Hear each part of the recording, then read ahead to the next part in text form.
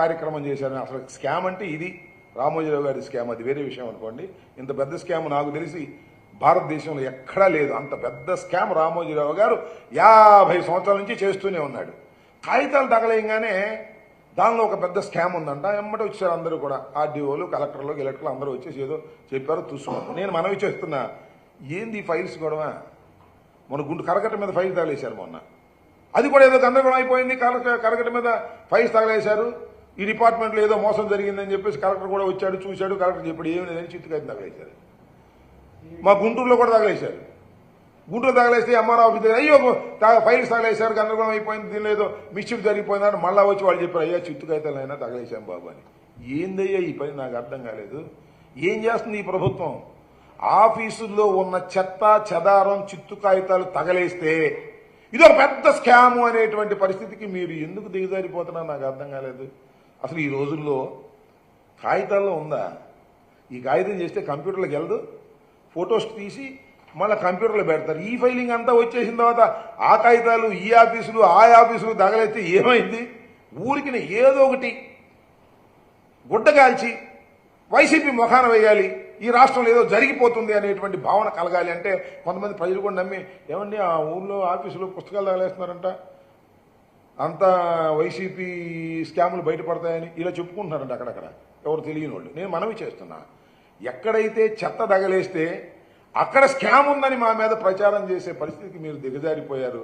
అందువల్ల ఒక GO pass చేయండి అయ్యా రాష్ట్ర ప్రభుత్వం, నారా చంద్రబాబు నాయుడు గారు ఒక జీవో పాస్ చేయండి, ఏ ఆఫీసులోనూ చెత్త తగలేయడానికి వీల్లేదు అని. చెత్త తగలేసుకోకుండా ఉంటే అప్పుడు మీకు ధైర్యం వస్తుందేమో, లేకపోతే చెత్త తగలేశారని మా మీద బురద జల్లేటటువంటి కార్యక్రమాలు చేస్తున్నారు చాలా దుర్మార్గంగా. ఇది పవన్ కళ్యాణ్ గారు ఏదో మొన్న పిఠాపురంలో చెత్త నుంచి సంపద సృష్టిస్తామన్నాడు అన్నాడా? ఇది ఇప్పుడు పాతదే పాపం. కొత్తగా పవన్ కళ్యాణ్ గారు కొత్తగా రాజకీయాల్లోకి వచ్చారు కాబట్టి, ఆయన ఉప ముఖ్యమంత్రి అయ్యాడు కాబట్టి ఆయనకి ఇప్పుడు ఈ మధ్యన అది అర్థం, చెత్త నుంచి సంపద సృష్టించడం అనేది. చంద్రబాబు ఎప్పటి నుంచో చెప్పాడు చెత్త నుంచి సంపద సృష్టిస్తామని. ఏం సృష్టించలేదు, వేరే విషయం. ఇప్పుడు చెత్త నుంచి సంపద కాదు కానీ చెత్త తగలేస్తే దాని నుంచి స్కాములు సృష్టించాలని ప్రయత్నం చేస్తారు. ఆయన మీకు దండం పెడతాను, స్కాములు చెత్త తగలేస్తే దొరకవు, పట్టుకుంటే దొరుకుతాయి. ఇది గిట్ట పట్టుకుంటే మేమేమి స్కాములు చేయలేదు, మా మీద స్కాములు రుద్దాలని మీరు ప్రయత్నం చేస్తున్నారు. అనేక మంది ఎమ్మెల్యేలని నాయకుల్ని అరెస్ట్ చేసే కార్యక్రమం చేస్తున్నారు. చేసుకోండి, మేమేమి భయపడము.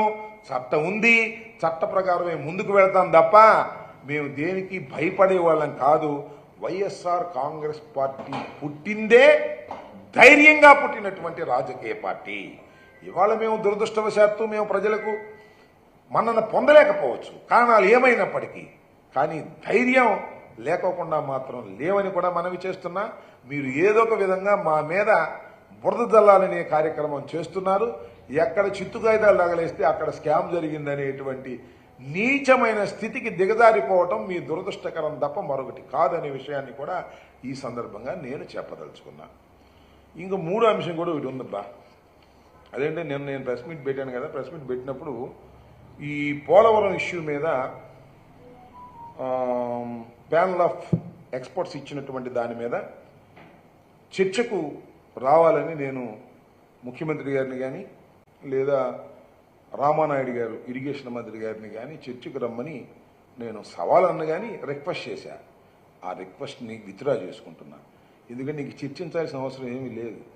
నేను రామానాయుడు గారు నా మీటింగ్ అయిపోయిన తర్వాత ఆయనే చెప్పేశాడు, అయ్యా మేమన్నీ సైమల్టేనియస్గా ప్రారంభించిన మాట నిజమేను, తొందరగా పూర్తి చేయాలనే తాపత్రయంతో అన్ని స్పిల్వే, అదేవిధంగా స్పిల్ ఛానల్, అలాగే మరి కాఫర్ డ్యాములు, అదేవిధంగా lower copper dam, upper copper dam, diaphragm అన్ని సైమల్టేనియస్గా స్టార్ట్ చేశామని చెప్పేశాడు.